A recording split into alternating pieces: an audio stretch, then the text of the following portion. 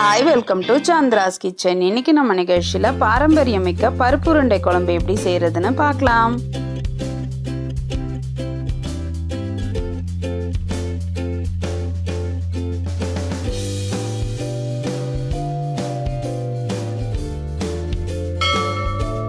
மேலும் மற்ற வீடியோக்களை பார்க்க மெனுவில் உள்ள வீடியோ பட்டனை பிரஸ் பண்ணுங்க.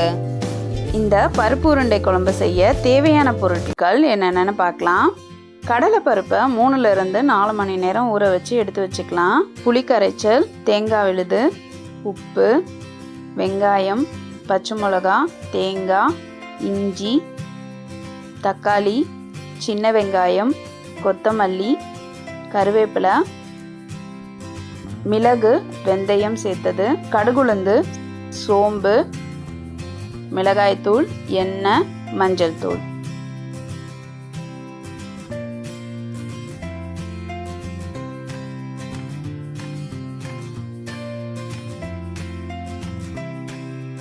இப்போ பருப்பை நம்ம 3 to 4 மணி நேரம் ஊற வச்சுருக்கோம் இல்லையா, இதை நம்ம அரைச்சிடலாம்.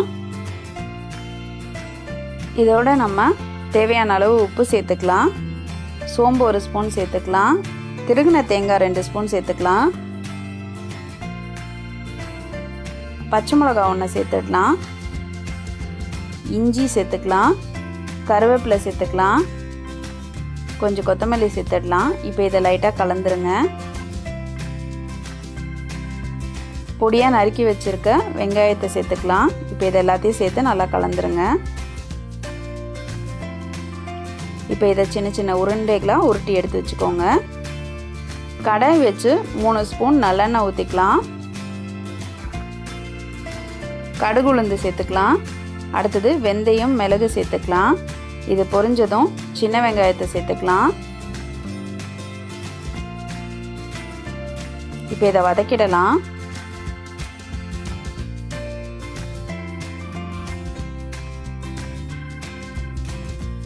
தக்காளி சேர்த்துக்கலாம்.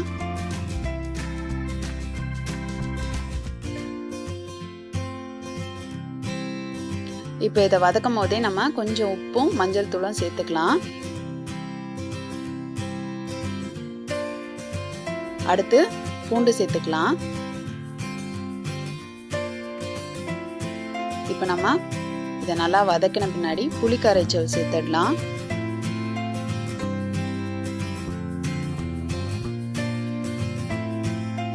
அடுத்து 3 ஸ்பூன் மிளகாய் தூள் சேர்த்துடலாம். இப்போ இதை நல்லா கலந்து விட்டுடலாம்.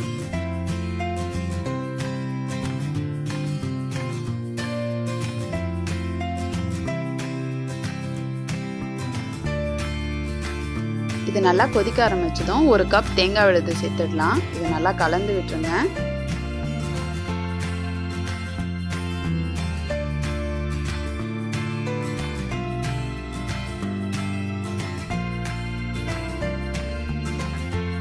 இப்போ புளியோட பச்சை வாசனைலாம் போயிடுச்சு.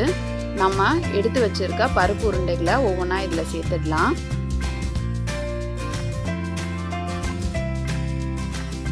இப்போ ஒரு மூடி போட்டு இதை ஒரு 10 நிமிஷம் சிம்மில் வச்சு வேக வச்சிடலாம். இப்போ இதை ஓப்பன் பண்ணிடலாம். இப்போ நம்ம கலந்து விட்டுடலாம்.